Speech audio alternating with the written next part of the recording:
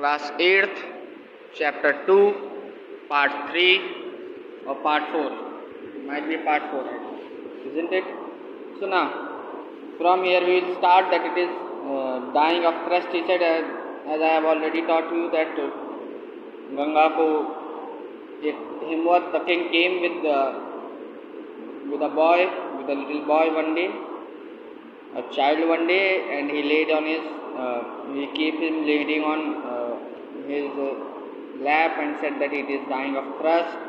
Now we will see what happens next. So now,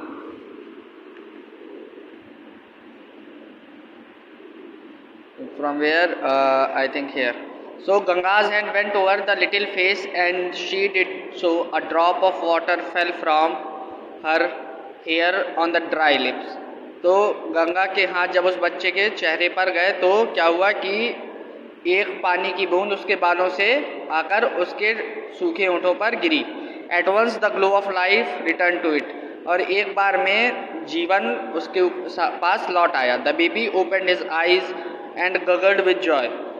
तो जो बच्चा था उसने अपनी आंखें खोल ली और खुशी से खेलने लगा. Ganga jump to her feet, Ganga अपने पैरों पर खड़ी हो गई. फादर शी क्राइड, पिताजी उसने चिल्लाकर कहा. If I can save children I can go, अगर मैं बच्चों को बचा सकती हूँ तो मैं जाऊँगी. And as she spoke she ran to the mouth of the ice cave where she lived in a pure joy. और जैसे ही उसने ये कहा वो अपनी वो गुफा के उस बर्फ़ की गुफा के मुहाड़े पर पहुंची जहां पर वो आई थी और बहुत ही खुशी से रहती थी. एंड समथिंग वंडरफुल हैपेंड, और कुछ चमत्कार हुआ. The beautiful little girl with a golden bright hair and white hand disappeared. तो एक सुंदर सी छोटी लड़की अपने गोल्डन यानी कि भूरे रंग के बालों के साथ और सफ़ेद छोटे हाथों के साथ जो थी वो डिसअपीयर यानी कि गायब हो गई.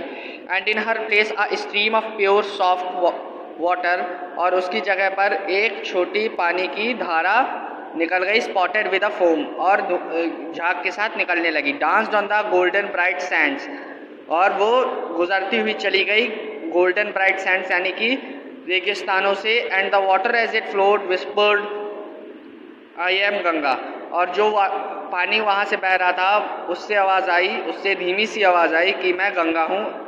Ganga and I go to bless the thirsty plains and to carry water and the dying childrens, और मैं आई हूँ या मैं जा रही हूँ लोगों की प्यास बुझाने और बच्चों को मरने से बचाने.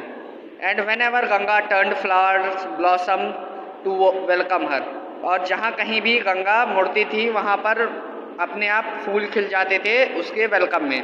ह्यूज ट्रीज बोर्ड, बड़े बड़े पेड़ झुक जाते थे.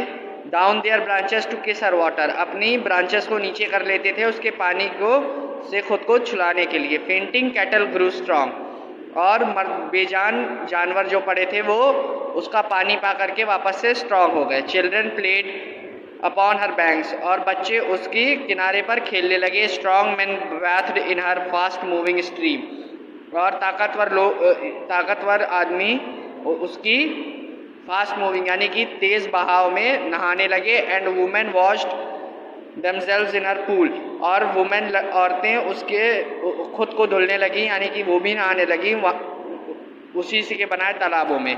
Ganga the made had became Ganga the mother the river of life and Joy.